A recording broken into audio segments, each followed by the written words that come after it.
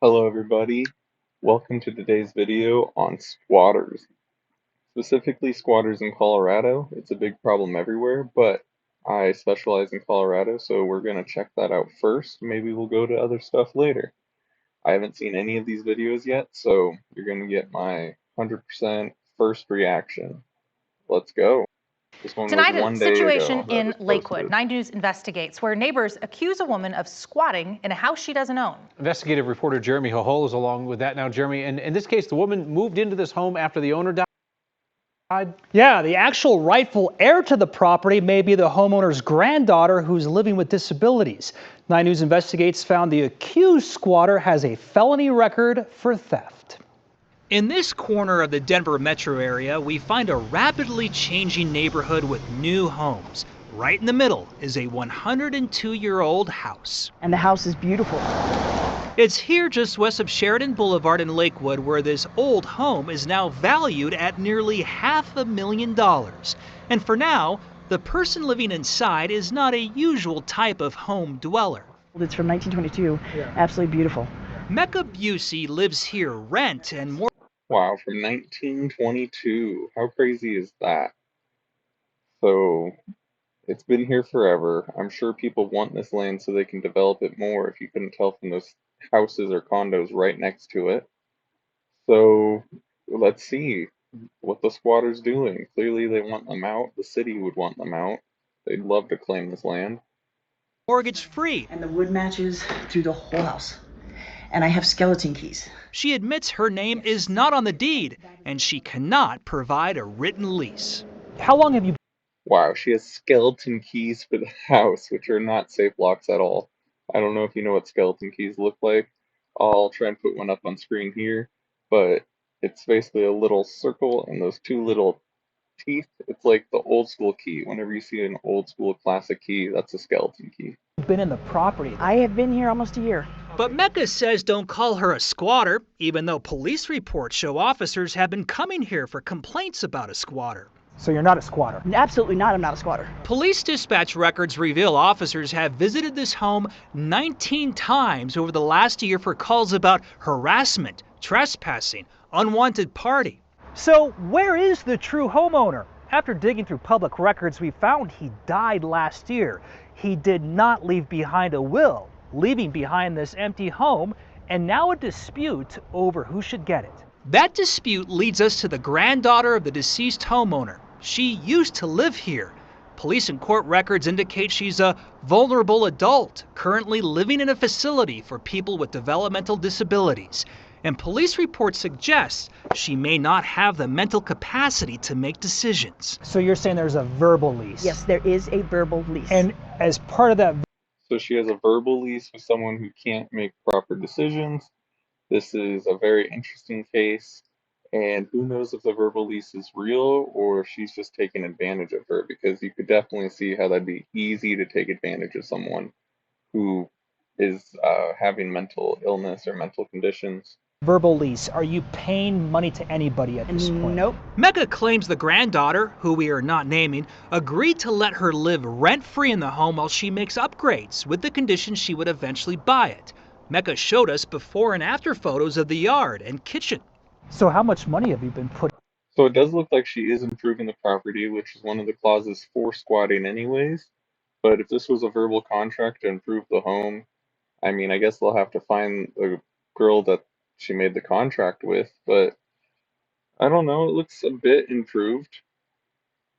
I mean, definitely something's happening here. Over 200,000 has gone into this house. That's what I'm saying. I actually thought I was getting the house, or I would not have done that. And this is all a verbal agreement? Yes. Why but didn't you get anything in writing? Okay, yeah, that's definitely nice. See, the thing with verbal agreements, and you just heard, why didn't you get anything in writing? Get it in writing, okay? You need to get things in writing because otherwise when you go to court, it's he said, she said, and it's going to be a complete mess. You want everything in writing, especially when it comes to legal concepts or legal agreements. You want it in writing. That's why you always want your lease in writing. It protects you and them. Well, they've been coming. That's what I'm saying. So they've been coming here. It didn't look like anything like this was coming at all. Yeah. I mean, this was a total sideswipe. You're not taking advantage of someone. Absolutely not. I offered to buy the house. Mecca says she's the victim because the granddaughter now sees the home improvements and wants her out. And then I get here and I make it look nice, and all of a sudden they want me out without even coming and talking to me. They just Yeah. Do you Yeah, in this situation, she could potentially be getting screwed. Who knows? And that's the problem with a verbal contract. Nobody knows. I'm not a lawyer, but I do understand the importance of a contract, that's for sure. And she could be getting screwed after she put a bunch of money into this house. regret not getting something in writing? absolutely. It's a mess. I looked at it, I looked at the documents, you and I chatted, and this thing is like a law school exam. 9 News legal expert Whitney Traylor tells us It's like a law school exam. This is something that they would want you to study because it's so odd. verbal leases can exist, but only for less than a year in Colorado. When you go into court, if you don't have an agreement, that's where the credibility of the witnesses comes in. You do have some credibility issues, though, with For criminal history. With your criminal history. I looked at Criminal history not helping you in court. They're going to look at that and be like, you're crazy. You're probably just trying to steal the house. It said felonies at the beginning, so not looking good for her. your criminal history. Yep. You have at least I have quite the history. You have at least 2 felony convictions on your thefts, yes. records for identity theft. Yes, I'm not pretending to be not Mecca though. That's the whole thing. This has nothing to do with that. Okay. And yes, I've done my time, so I have no problem speaking on it. Mecca tells us she will move if legally forced out, but for now she plans to fight for the 102-year-old home, a home that has no legal owner, at least for now. If things change. If I was her, I definitely would keep fighting it because getting a property like that would cost you millions of dollars in Denver. It's absolutely crazy, the housing prices right now, and they're set to only go up. So, save your money today so hopefully you can own tomorrow. Hopefully the market does start coming down, but there's really no way to tell. It should be coming down, but I don't have a crystal ball. I wish I did. I'd be so freaking rich, and I could help a lot of people with a lot of problems if I could see them coming beforehand, And I can have the house, and absolutely, yeah. Yeah. I want the house. I mean, that's the whole thing. We've learned the court system in Jefferson County has appointed a special administrator to figure out this whole mess of who should get the home. That involves hiring a company that specializes in finding the rightful heirs of property and assets. In the studio, Jeremy Hohola, 9. Well, we shall see if anything happens. That was just a day ago, so I'll give you an update if we get any updates on it. But that was a day ago. Squatter situation, potential squatter situation. I mean, it seems basically like a squatter. She's just creative with words. Who knows if there's a verbal contract? We're going to go ahead and do this one. Well, remember the woman CBS 4 Serial investigators exposed as a serial squatter? We now have an update on her. Thornton police cuffed and arrested Heather Schwab this morning. There she is for felony theft. I think I may have actually talked about this video before, but it's still a crazy story. Landlords in both Thornton and Broomfield say she and her husband moved in. They never paid any rent. She essentially squatted at homes until the long process forced their eviction. Schwab also faces charges in Texas, where she is accused of bouncing from home to home for the greater part of a decade.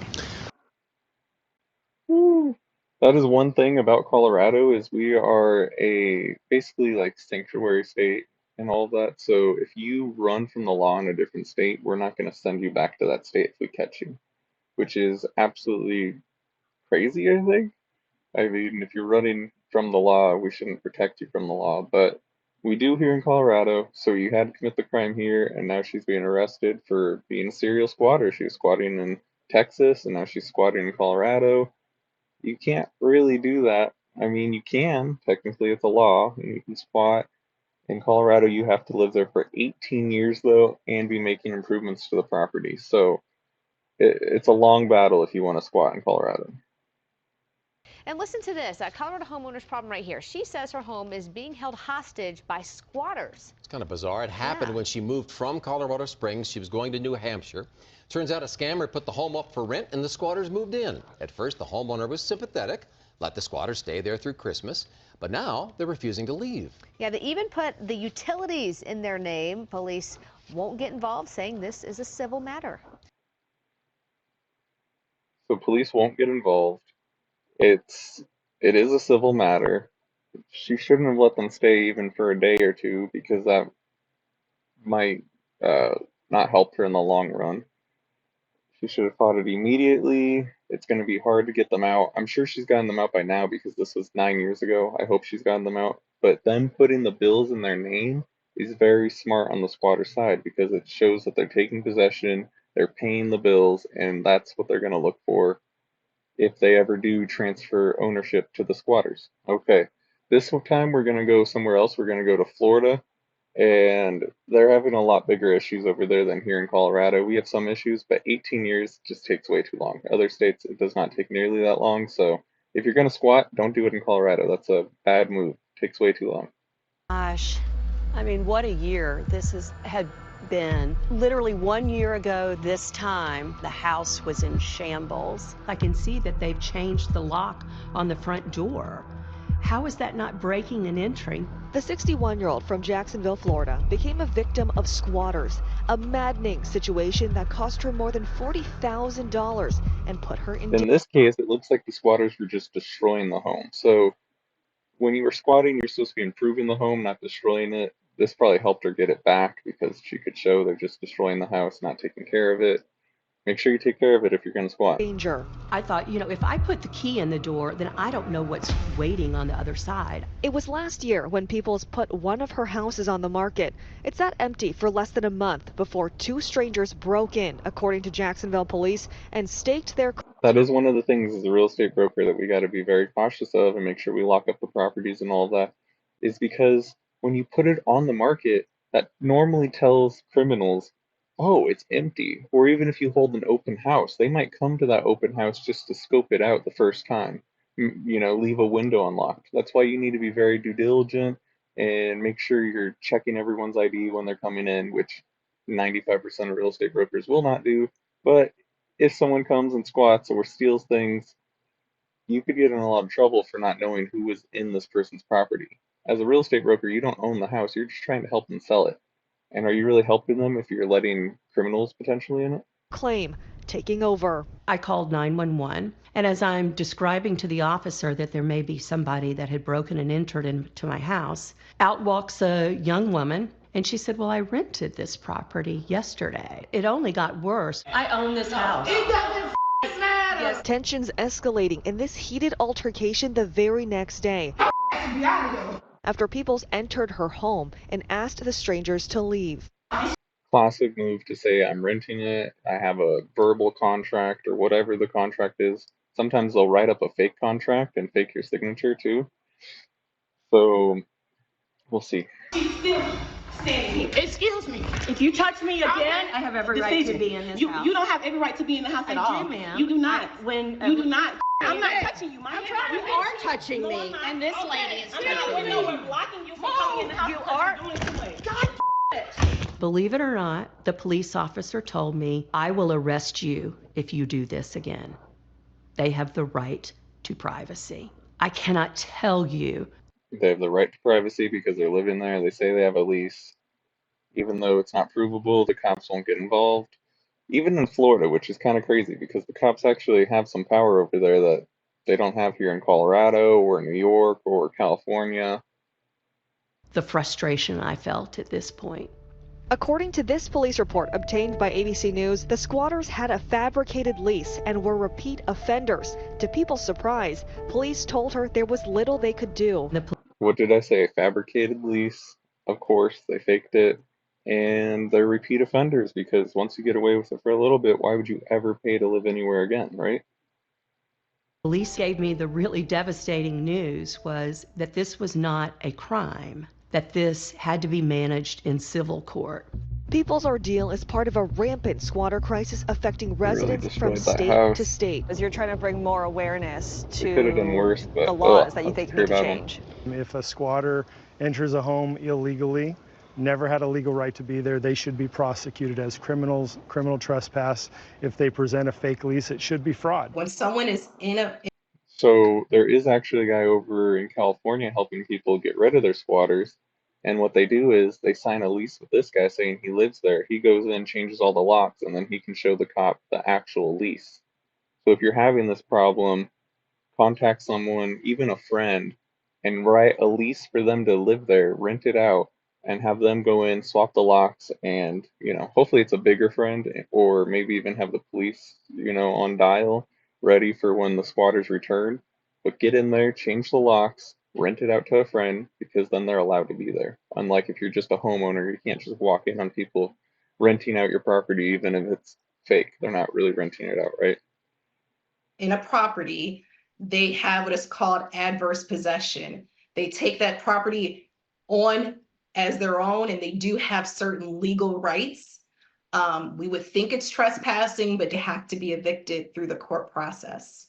The process took several weeks. So all total, it was 36 days before the squatters were ejected. It is 36 days, even in Florida. Imagine if you live somewhere that's not like Florida. It's going to take way longer than 36 days. Egregious what these people are getting away with through the current legislation. After learning about her ordeal, Representative Kevin Steele and State Senator Keith Perry said enough is enough, introducing a new law to protect homeowners, giving police the right to immediately arrest squatters and criminally charge any trespasser. Wow, okay. Florida's making some big law changes, not getting rid of squatters. They don't like it. It doesn't really help Florida. It would if they didn't have any people, but they have a lot of people there, so. With a felony for any intentional damage, while falsifying a lease carries a misdemeanor charge.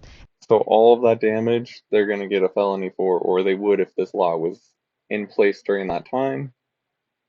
Just falsifying a lease, misdemeanor, not a slap on the wrist, basically, for falsifying documents, which you would think would be a felony. And if someone tries to sell your property, it's a first-degree felony. Patty Peoples sharing her story in front of lawmakers. The police. First-degree felony for trying to sell someone's property that's not yours. People will actually call real estate brokers and try and get them to list properties, and some don't do their due diligence to make sure they're the real owners, so you never know. Or they could just list it on Zillow themselves. Have no power. The homeowner has no power. The only one with power in this situation are the squatters. And earlier this month, the bill receiving unanimous bipartisan support. And just today, Florida Governor Ron DeSantis signing it into law. We are in the state of Florida ending the squatter scam once and for all. Ron DeSantis, one of the most controversial governors there is. But honestly, he's doing a good job here.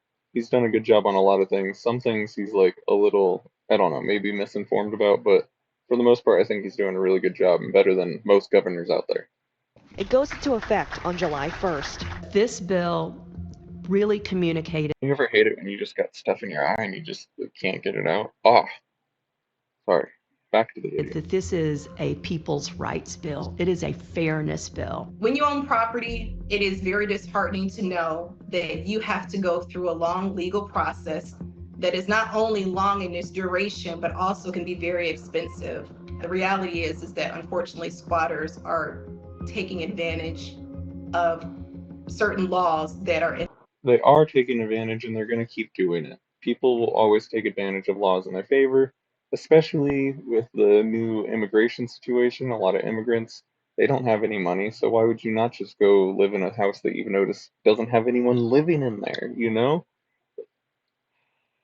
They're gonna keep doing it. I heard it was a viral thing on TikTok where this guy was teaching you how to squat to take people's homes, and well, it's happening. It is happening. You need to be careful even when you go on vacation. Make sure someone's watching your house.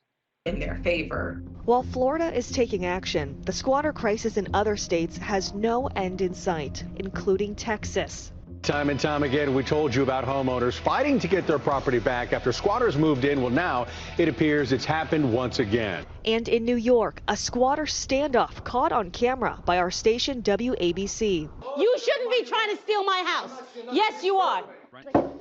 There's a man sleeping right there. Get out of my house. Adele Andaloro says she inherited this New York City house, but a group of people moved in and changed the locks. Who are these people? Out the situation, but they're in my house, man. Dang, could you imagine inheriting maybe your grandmother's house and then all of a sudden there's these strangers in there possibly destroying it? I'd be so mad. You couldn't contain my rage. I'd be so mad. The NYPD called in, arresting one man. Why is it that I have to leave and he doesn't have to leave? Because technically he can't be kicked out. We need to go to court.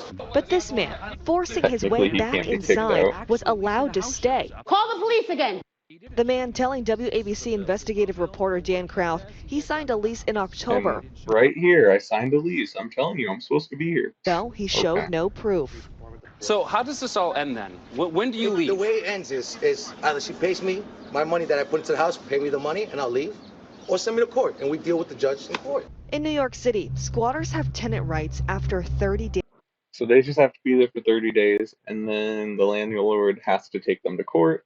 And if they've been making improvements, they're going to want that money back. They're going to be like, I've been helping the house. So this is a big deal. We all need to watch out for squatters. You don't want them stealing your property. But also, if you're renting out property or you're putting it on the market, you need to keep an eye on it. You can't just leave it. That's why it's a horrible idea to rent houses in other states. If you're Airbnb-ing and you don't live in that state, awful idea. Squatters are going to come in there and take it. Well, I'm going to like this video, and I hope you all will like and subscribe and share this video with a friend. Let them know. Protect your property. We all need to protect our properties and our friends' properties and our neighbors. You don't want a squatter living next to you because they're probably going to be more disrespectful than the average Joe.